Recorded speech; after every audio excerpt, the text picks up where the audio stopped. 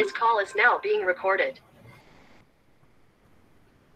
मागच्या तासाला आपण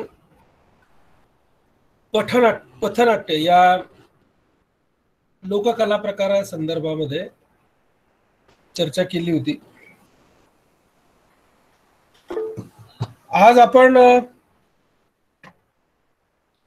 पथनाट्याचा उद्गम कसा झाला, त्याची पूर्वपीठिका काय होती, या संदर्भामध्ये चर्चा करणार आहोत.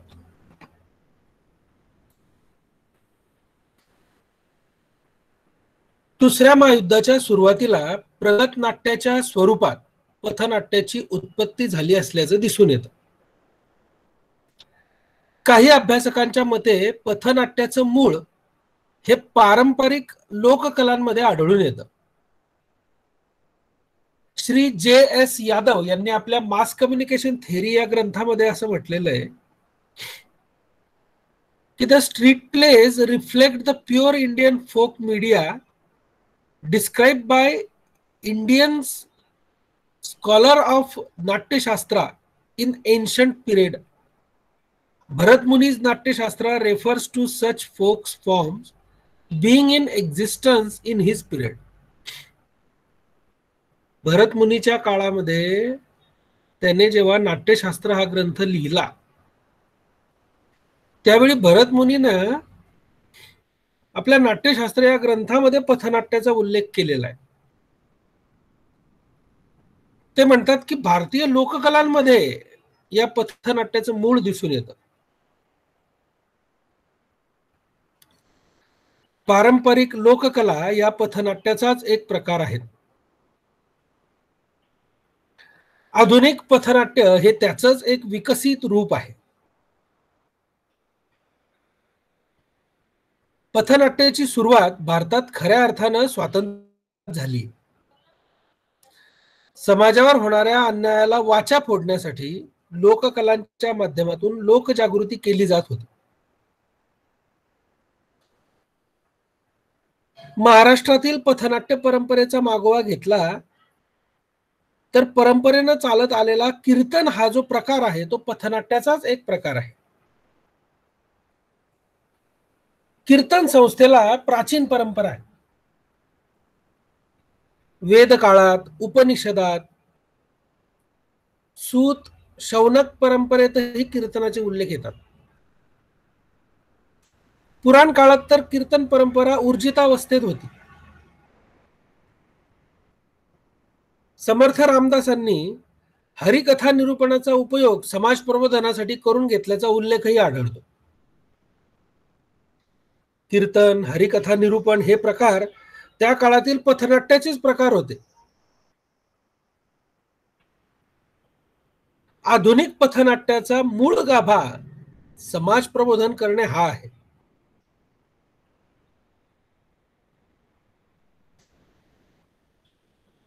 लोककलांना पूर्वीच्या काळी राजाश्रय नसल्यामुळे अन्यायाची चीड असणारे, स्वातंत्र्यासाठी प्रयत्नशील असलेले सच्चे देशप्रेमी रस्त्या रस्त्यावर गटागटानं एकत्रित येऊन पारंपरिक लोककला माध्यमाद्वारे समाज प्रबोधनाचे, राष्ट्रीय विचार जागृतीचे, सामाजिक विचार प्रसरणाचे कार्य निस्वार्थ वृत्तीतून आणि स्वयंस्फूर्तीनं करत असत.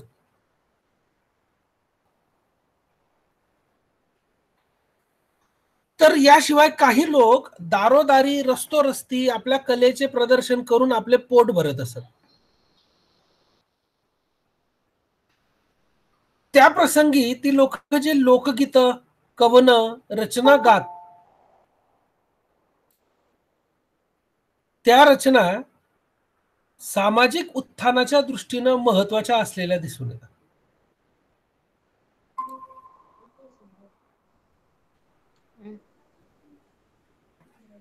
त्या लोककला उदाहरणार्थ वासुदेव, भूत्या, डोंबारी, रायरन हे सगळे पथनाट्याचेच प्रकार होते.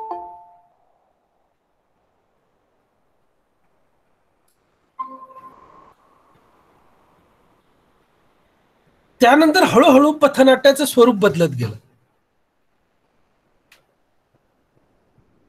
तमाशा, लोकनाट्य आणि अन्य लोककला प्रकार सादर करणारे जे लोककलावंत होते ते पोट भरण्याच्या उद्देशानं गावोगावी जाऊन आपली कला लोकांपुढे सादर करीत असत. आजही ती परंपरा सुरू आहे. त्यातूनच पथनाट्य हा स्वतंत्र प्रकार उगम पावल्याचं दिसून येतं. आज या लोककला प्रकाराला मान्यता मिळालेली असून पथनाट्याचं स्वतंत्र अस्तित्व निर्माण झालेलं आहे.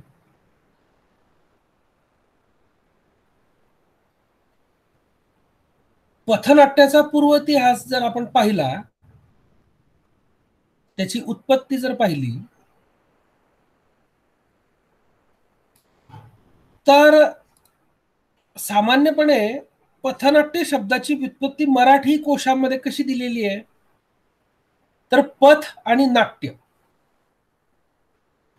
या दोन शब्दांचं मिळून पथनाट्य हा शब्द तयार झालेला आहे. पथ या शब्दाचा अर्थ मराठी व्युत्पत्ती कोशानुसार पथ म्हणजे मार्ग किंवा वाट किंवा रस्ता. राहिलेला शब्द जो आहे नाट्य, या शब्दाचा मराठी व्युत्पत्ती कोशानुसार नाटक म्हणजे खेळ किंवा सोंग असा सांगण्यात आलेला आहे. मराठी विश्वकोशातल्या नोंदीनुसार नाटक हा साहित्याचा एक प्रकार आहे. तो साहित्याचा एक प्रकार आहे असं म्हटल्यापेक्षा तो एक दृकश्राव्य कला प्रकार आहे असं म्हणणं जास्त संयुक्तिक ठरेल.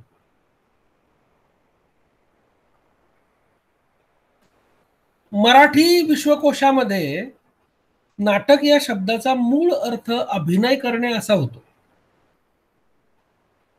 आणि याची व्युत्पत्ती मूळ संस्कृत शब्द जो आहे नृत्य यापासून झालेली आहे.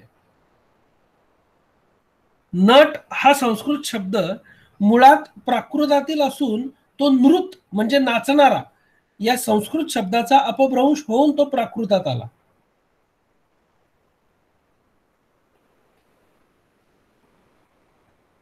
नाटक या शब्दाला इंग्रजीमध्ये ड्रामा असं म्हटलं जातं. नाटकामध्ये कृतीला महत्व आहे हे सगळ्यांना माहिती आहे आपल्याला.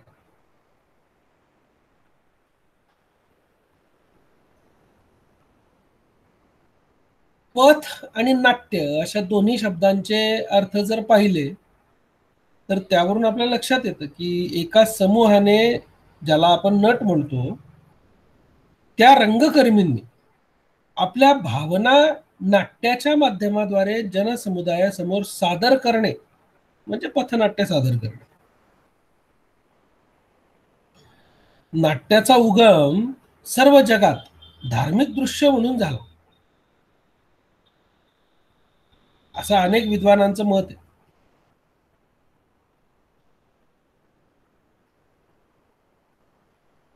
आदिम मानवाकडून केल्या जाणाऱ्या धार्मिक नृत्य गीतांमधून नाटकाचा उगम झाला असं अनेकांनी म्हटलेलं आहे.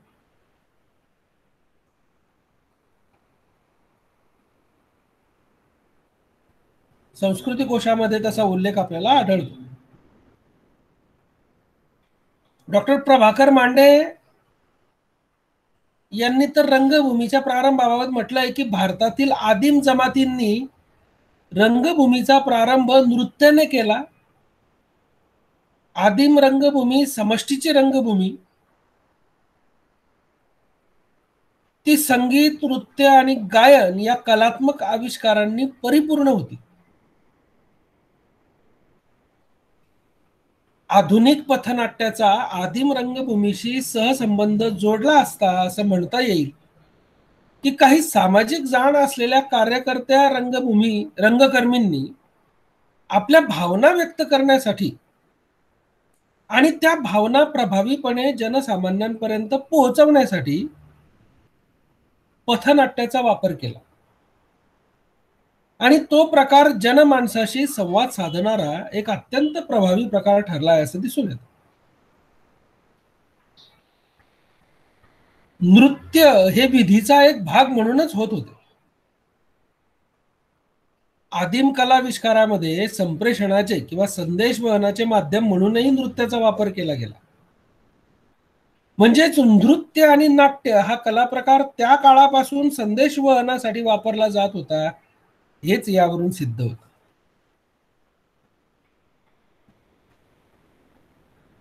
नृत्य ही रंगभूमीची जननी असल्याचं समजलं जातं. आदिम काळामध्ये रंगभूमीचे स्वरूप खुले असल्याचे पुरावे सुद्धा आढळतात. भरताने नाट्याचा उगम हा नक्कल करण्याच्या प्रवृत्तीतून झाला असं जे म्हटलंय ते या विधानावरून खरं वाटतं. आदिम मानवाचे शिकारीची नक्कल असलेला नृत्य नाट्याचा प्रयोग आदिम रंगभूमीवरील आविष्कार आहे असं म्हटलं पाहिजे. सिंधू संस्कृतीचा जर आपण विचार केला तर या सिंधू संस्कृतीच्या काळात रंगभूमीवरील नाट्याच्या प्रयोगातून लोक आपली करमणूक करीत असत. हे हडप्पा आणि मोहेंजोदडो येथील उत्खननात सापडलेल्या ब्रॉन्झ या धातूंपासून बनवलेल्या नृत्य मुद्रेतील सापडलेल्या द्रविडी शरीरयष्टीच्या मूर्तीवरून म्हणता येईल की सिंधू संस्कृतीच्या काळात नाट्याच्या प्रयोगामधून लोक आपली करमणूक करत होते. नृत्याच्या आविर्भावात आढळलेल्या या मूर्तीखेरीज अनेक मातीच्या आणि दगडाच्या नृत्य मुद्रेतील मूर्ती या हडप्पा आणि मोहेंजोदडोच्या उत्खननात सापडलेल्या आहेत. सिंधू संस्कृतीच्या काळामध्ये नर्तक प्रेक्षकांना कलेचा आनंद देण्यासाठी मुखवटे सुद्धा वापरत असल्याचं आढळतं.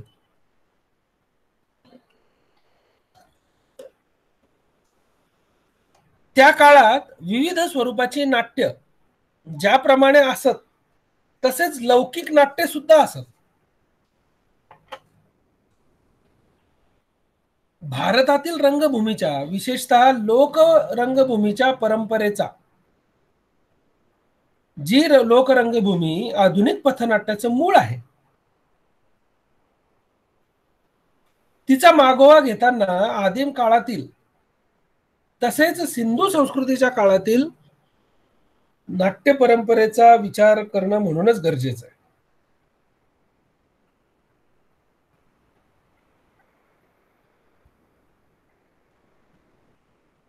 भरतमुनी प्रणीत नाट्याच्या उगमाची कथा आपण जर पाहिली तर भारतातील प्रथेप्रमाणे नाट्याच्या निर्मितीचं श्रेय भरतमुनींनी ब्रह्माला दिलेलं आहे. ब्रह्मानेच विश्व निर्माण केले, त्यानेच नाट्यशास्त्रही निर्माण केले.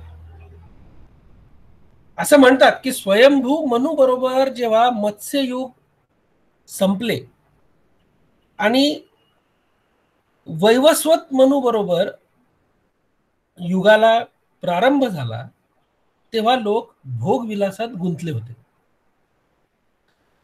सर्वत्र काम आणि लोभ या विकाराची वाढ झाल्यामुळे मानवी जीवनावर ईर्ष्या आणि क्रोध या दुष्प्रवृत्तींचे अधिराज्य स्थापन झाले होते.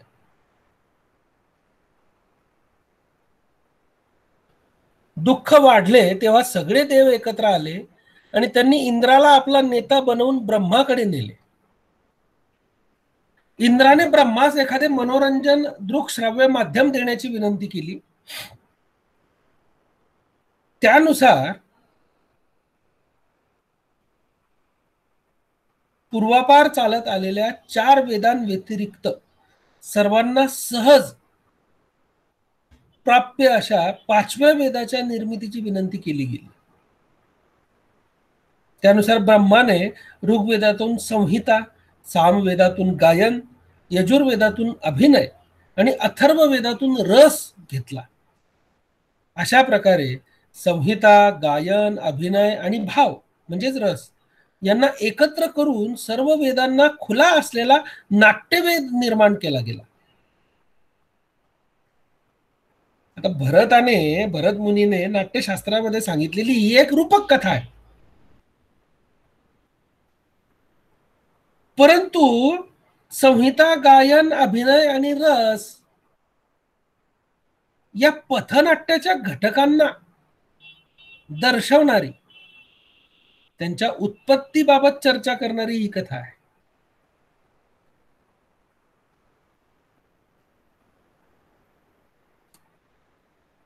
भारतीय नाटकाच्या आद्यतम रूपाची कल्पना वेदातल्या संवाद सूक्तावरून येऊ शकते. वेदात अशी अनेक संवाद सूक्त आहेत की ज्याच्यामध्ये नाट्यात्मकता आहे. वेदातील संवाद सूक्ताचा संदर्भ जर पाहिला तर वेद काळामध्ये नाट्याची चांगली भरभराट होती, हेही दिसून येते.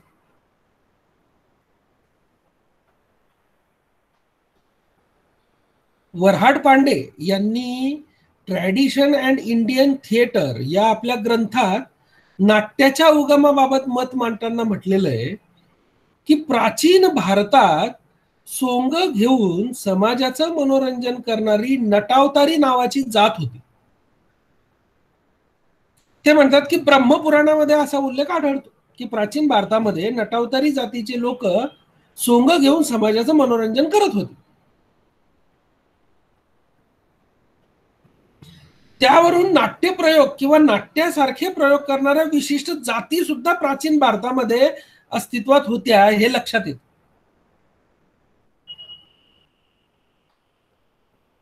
श्याम बेनेगल यांनी panorama of theatre in India या ग्रंथामध्ये म्हटलंय की सामवेदावरून वेद काळामध्ये संगीत कलेचा पूर्ण विकास झाला होता असं स्पष्ट दिसतं.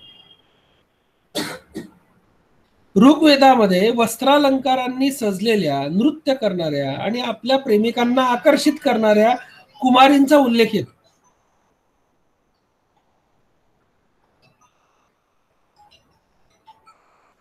यावरून भारतीय नाट्य परंपरा फार पुरातन आहे हे स्पष्ट होतं.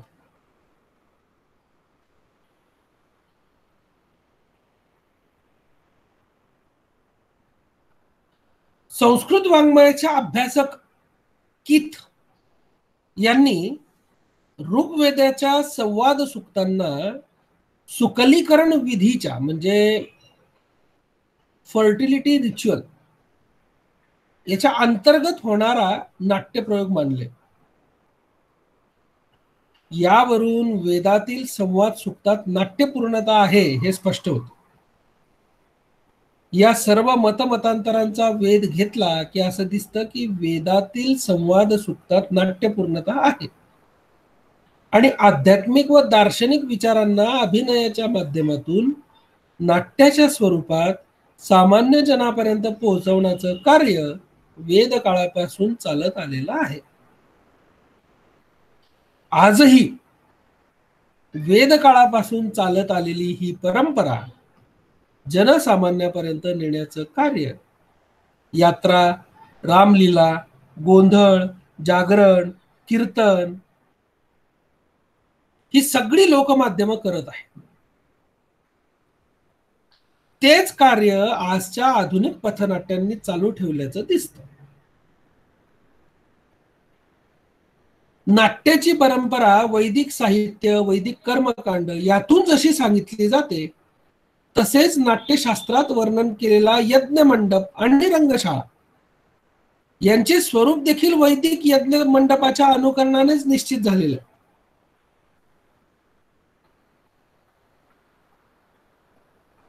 त्यावरून स्पष्ट दिसतं की नाट्यप्रयोगाशी संबंधित अनेक बाबींचा उद्भव धार्मिक विधी आणि वैदिक कर्मकांड यातून झाला. डॉक्टर प्रभाकर मांडे यांच्या मते प्राचीन काळी समाजातील अभिजनांचे हास्य निर्माण करणारे अनुकरण असलेले प्रहसन जनसामान्यांमध्ये प्रचलित होते.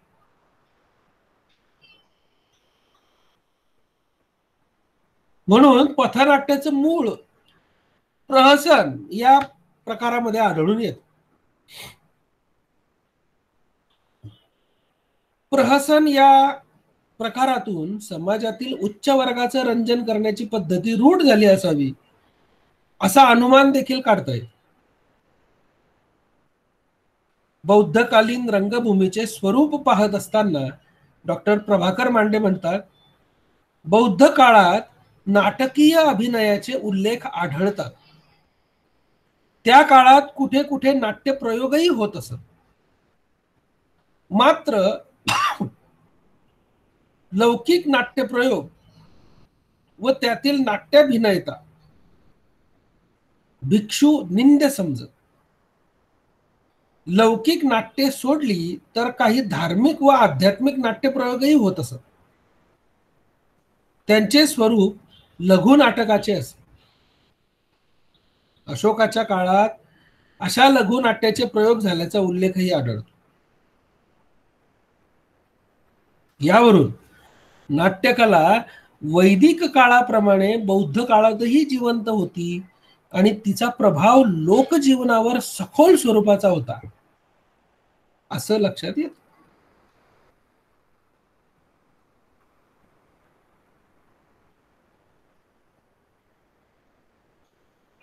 पथनाट्याचा हा पूर्व इतिहास जर आपण पाहिला तर या पूर्व इतिहासाचे हे सगळे मुद्दे आपल्याला पथनाट्याचा उद्गम कसा झाला आणि पथनाट्य हे किती पुरातन होतं